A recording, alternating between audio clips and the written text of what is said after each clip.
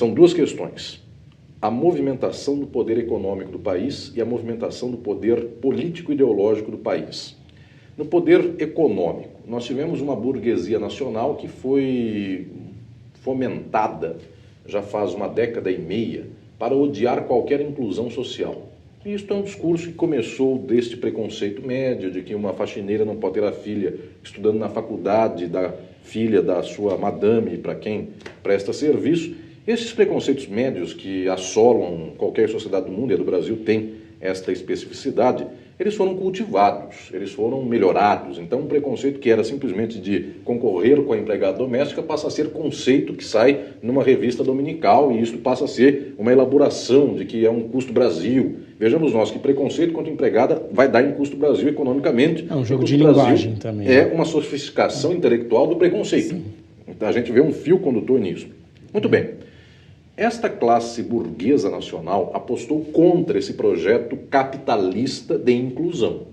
Portanto, muita gente ganhou dinheiro com esses anos, inclusive de inclusão, desta pequena inclusão desses governos do PT, mas muita gente ganhou dinheiro. A pessoa vendia um bem no comércio, muita gente ganhou um aumento salarial e pôde comprar este bem. Houve uma melhora econômica capitalista na sociedade, mas é de tal modo estranha a cegueira ideológica da burguesia do país. Ela não tem uma fonte de leitura própria de mundo, ela compra essa leitura da televisão, da internet, das redes sociais, etc. É de tal sorte absurdo isto que então esta burguesia e a classe média correspondente, que está sempre muito grudada na áulica da burguesia nacional, ela comprou um pacote que no final das contas é o pacote contra o seu interesse. Esse pacote é do grande capital internacional, é um pacote do capital financeiro, portanto quem produz e quem vende, isto é muito ruim para esse tipo de serviço ou para esse tipo de produção dentro do capitalismo, e nós observamos que o pato, que então falou contra toda essa estrutura, ele vai pagar também o seu pato. Então, um certo autofagia desse pato, uma hora ele vai furar. O que quer dizer isto? Nós vamos ver uma burguesia nacional que vai se dilapidar, mas muitas vezes as pessoas têm me perguntado em palestras, eventos, se eu imagino que a burguesia vai aprender com isso, que a classe média do Brasil vai aprender com isso. Não vai, eu não tenho esperança quanto a isso. Porque, eventualmente, a burguesia do Brasil, não tendo mais indução de investimentos para a produção, ela vende a sua indústria nacional, ela vende o seu comércio, ela vende sua loja, a sua prestação de serviço para o capital exterior, para o capital externo. E por que não vai aprender na hora que perder o seu negócio? Porque, eventualmente, a venda desse capital permite que aquela pessoa que vendeu, o seu filho e, se duvidar, seu neto, vivam de modo nababesco, vivam de modo muito bom. Dá para vender, viver em Miami, dá para ver o Pato Donald, então sai de um pato ver o outro. De algum modo, essa pessoa vive uma vida boa, dado que o horizonte médio das pessoas também não exige cultura, sofisticação, não exige aprender gostos artísticos superiores, exige fazer churrasco. Essa realidade cerveja. Dela tá boa, ela não vai ter empatia com o ela próximo. Não vai, ela perde o seu negócio, ela vê o capital nacional acabar, mas imediatamente nos prazos de sua vida, quem tem uma indústria e vendeu agora, quem tem um comércio e vendeu agora, quem tem uma faculdade e vendeu agora, essa pessoa, se tem 40 anos de idade, tem mais 30 de vida útil, e nesses 30 anos ele tem dinheiro para torrar comprando carro importado. O sonho do Camaro amarelo não é tão absurdo para a classe média alta do país, ela compra. Ela, dado que é isso que ela tem 1% da população. Como horizonte de mundo. Então, o que eu quero dizer é que esta classe capitalista vai erodir, só que ela não vai aprender. O povo vai numa erosão em conjunto, porque depende desses empregos. O povo aprende, porque o povo ganhando 1.000 passa a ganhar 600. O povo lutando contra uma ditadura de esquerda que tem a coerção do trabalhador mediante CLT, é assim que as pessoas vão misturando conceitos mais absurdos. No final das contas, tirando a CLT, essa pessoa de 1.000 ganha 500. E resultado, ganhar 500 reais estraga ainda mais a vida de um ser humano. Então o povo uma hora percebe que algo vai mal. Agora vem, eu estou falando da movimentação econômica, vem a movimentação ideológica. As classes ricas do país não perceberam o que estão fazendo e são informadas, infelizmente, por revistas dominicais, enfim, por fotos da internet, da rede social. Então é bonito estar em Miami, é um símbolo disso. O povo percebe na pele o que vai se passar, e já o que está se passando. Desemprego é um fenômeno que revela muito isso. Mas o povo não poderá enxergar este problema, e o povo não saberá o que é neodesenvolvimentismo, o que é intervencionismo estatal, o povo não sabe falar o que é estado de bem-estar social, o povo não sabe o que é neoliberalismo, são conceitos que não passam pela multidão. Tanto é que para o povo a palavra golpe não quer dizer nada. Houve golpe ou não houve golpe, o problema da população é acordar de manhã e saber se tem emprego. Ou seja, para o povo nós não estamos falando o que poderia ensinar a verdade. Então a pessoa que perder o seu emprego, dada esta conjunção do capital brasileiro, em face também do internacional, o povo passará fome. No entanto, as instâncias ideológicas que constituem a massa da população não falam neoliberalismo versus intervencionismo. Esta constituição ideológica fala: agarre-se em Deus, tenha fé, família é tudo, saia das drogas. Você fez alguma coisa no passado e o castigo é hoje o seu desemprego. Algum dia você faltou à escola, portanto você não teve diploma e agora você está desempregado. Resultado: o povo não tem condição de constituir um discurso de entendimento de mundo que chegue às reais causas do problema. Então a tristeza pior dos dias de hoje é observar uma multidão de brasileiros, de fato, perdendo ainda mais as condições de vida, e ao invés de fazer disso um motor de esclarecimento, de mudança, de compreensão, pelo contrário, ele se agarra ainda mais naquilo que é exatamente esta válvula absurda de escape, que é, então, acender uma vela para pedir um emprego, que é, então, tentar reforçar o seu conservadorismo de mundo, de tal modo que, então, ele se apresente ao mercado como alguém interessante para pleitear este próprio emprego. Estou dizendo com muita tristeza que um golpe como este, uma estrutura como esta, nós observamos daí algo ainda pior. O povo e as estruturas do país não estão tendo condições de aprender com o que está acontecendo. Nós provavelmente vamos piorar nossa situação, porque de fato estes anos de inclusão de consumo no país tiraram multidões da classe E e puseram para a classe D e C, só que estas multidões chegaram da E para a C sem nenhum grau de informação política. Nós temos as mesmas televisões que tínhamos na ditadura. Nós temos os mesmos jornais e mesmas revistas. E qual que é a perspectiva da esquerda num cenário desse? E, portanto, onde estamos aqui? Nós estamos com a tragédia de observar que passou-se um tempo de alguma relativa bonança de centro-esquerda, não é mais que isto, e nesta bonança não houve disputa ideológica, não houve forma de esclarecimento, forma de constituição de um certo discurso. Por que, no entanto, esse grau de desesperança revela alguma esperança? Eu quero falar dessa esperança agora. Porque o povo sofre e o povo está acendendo vela para ver se consegue emprego. A classe média alta e a classe altíssima estão vendendo o que tem e estão vivendo bem por 3 gerações. Ninguém vai pensar no Brasil de 200 anos. A categoria Brasil não existe. As pessoas vivem melhor em Nova York, vivem melhor, volto a dizer, em Orlando, vendo Pato Donald, do que em São Paulo. Há pessoas, eu digo de alunos meus da universidade, que conhecem melhor a Flórida do que conhecem São Paulo. Se eu disser de Itapecerica da Serra, alguém nunca foi. E se eu disser de Orlando, a pessoa já foi 10 vezes. Então, de fato, dizer de projeto de Brasil não faz sentido para uma pessoa cuja conexão é o aeroporto de Guarulhos com Nova York. Portanto, não tem lógica algo nesse sentido. Muito bem, qual é a esperança nesse contexto? A esperança é que, no meio deste sofrimento, há alguns sofrimentos da sociedade que não batem com o quadro geral da ideologia constituída para essa mesma sociedade. Em primeiro lugar, que a ideologia capitalista neoliberal, a capitalista constitui tudo, a neoliberal é o formato atual do capitalismo. Esta ideologia, por mais que se venda em termos de amplitude de negócios, em termos de excelência do desenvolvimento do capital, ela é uma ideologia horrorosa. Ela, inclusive, destrói economicamente qualquer sociedade aonde chega. Os Estados Unidos são um exemplo disso. Desde o Reagan até hoje, uma sociedade que eleva ao extremo os índices de pessoas condenadas e presas, eleva ao extremo o índice da falta de condições do estado de bem-estar social. Pessoas pobres, né? Pessoas pobres, pessoas que não têm condições, inclusive, de saúde. Quando o Obama tenta fazer algum procedimento para minorar isso, o povo vai contra o projeto de saúde pública do Obama. Então é algo relativamente na base do absurdo. Neste quadro todo, o neoliberalismo é profundamente atroz enquanto ideologia. E ele marca as populações do mundo. Todos os países do mundo têm sofrido hoje violentamente as agruras do neoliberalismo, inclusive a Europa, Grécia, Espanha, Portugal, França, Alemanha. Está chegando já nesse núcleo central do capitalismo. Então, o que eu quero dizer é que esta ideologia, por mais que ela se implante, ela se imponha de modo soberano, o custo dela econômico e social é extremo. Uma hora, isto reverte, as pessoas começam a perceber que esse quadro não dá. O Brasil viveu isso na década de 90. De Collor a Fernando Henrique Cardoso, o Brasil foi amplamente, de modo ideológico, neoliberal, e as pessoas começaram a perceber que sua vida começou a degringolar. O segundo mandato de Fernando Henrique Cardoso foi uma baixa profunda em termos sociais e econômicos do país. Muito bem.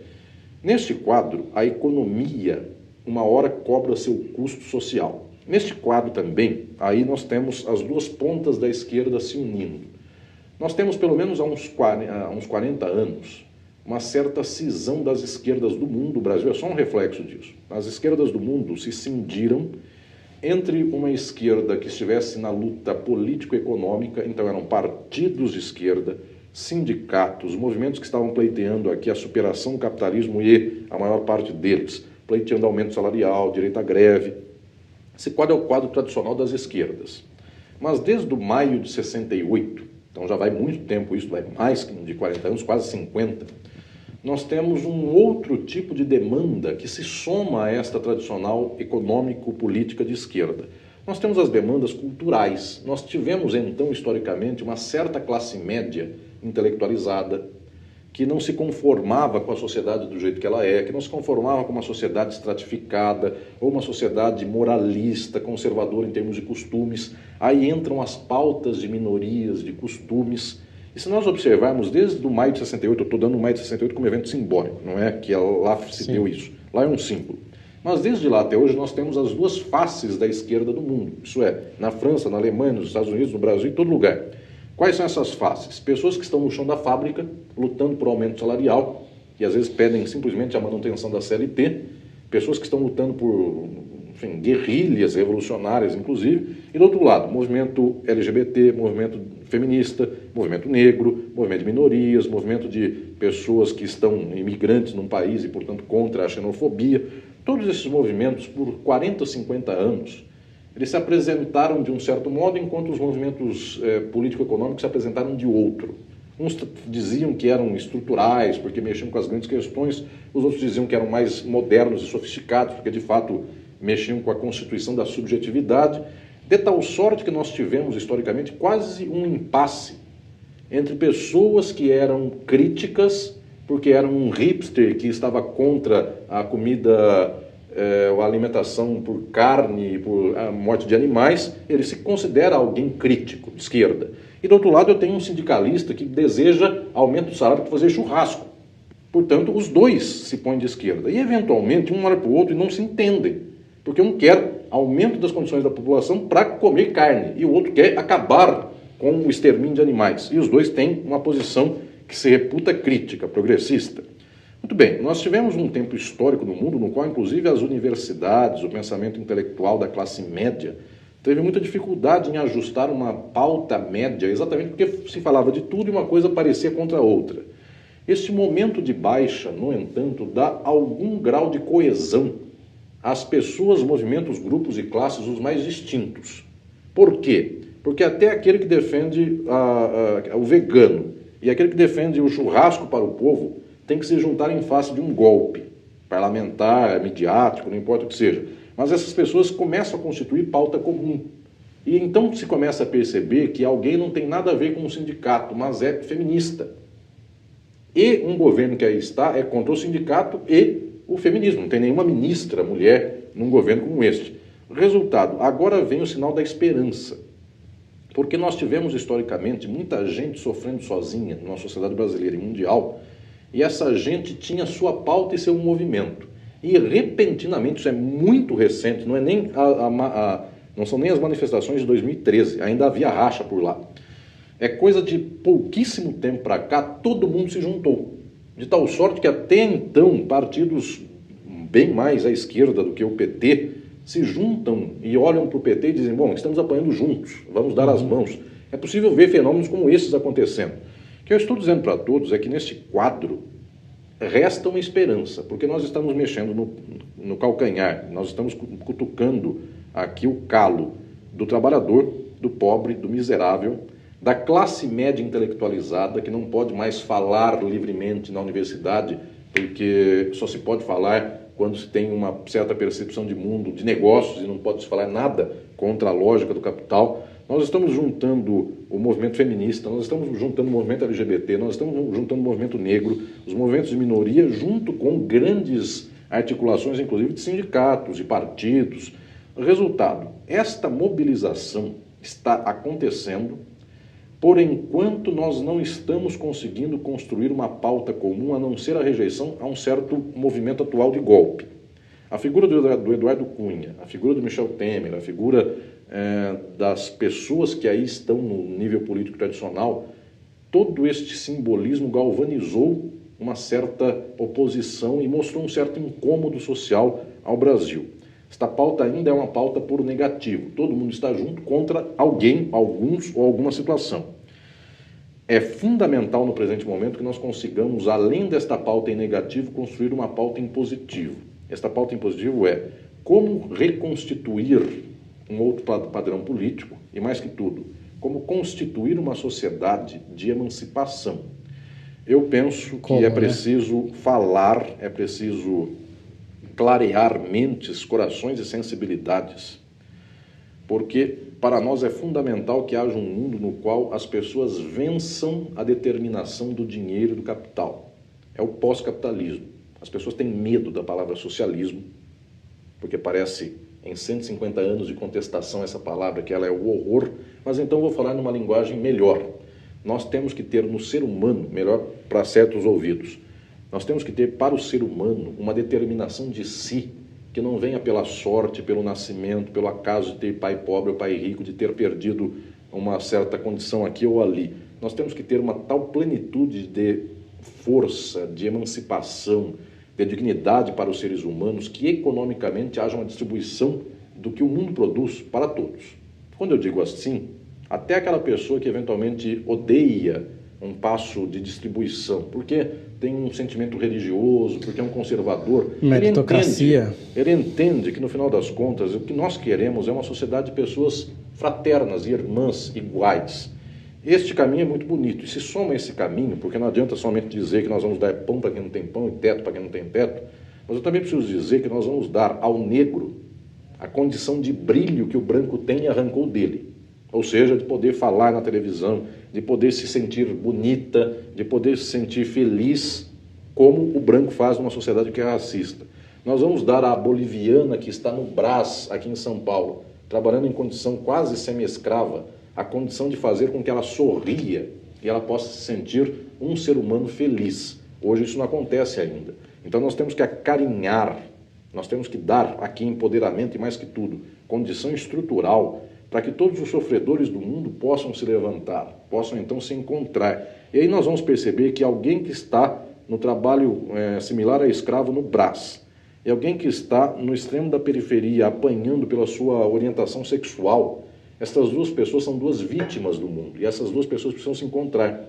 Como precisa se encontrar também quem está na universidade e fica pensando, se eu refletir contra o horror deste mundo, eu não recebo aplauso, porque eventualmente a meritocracia é a moda do dia, porque eventualmente quem fala em favor de um discurso de legitimação do capital é chamado a escrever no jornal, e quem fala contra o capital, nenhum jornal desses jornalões da imprensa chamará para escrever. É preciso demonstrar que a nossa força está exatamente nesse sofrimento das pessoas, neste mundo que chora e com o qual todos devemos chorar. Nesse sentido, eu tenho muita esperança.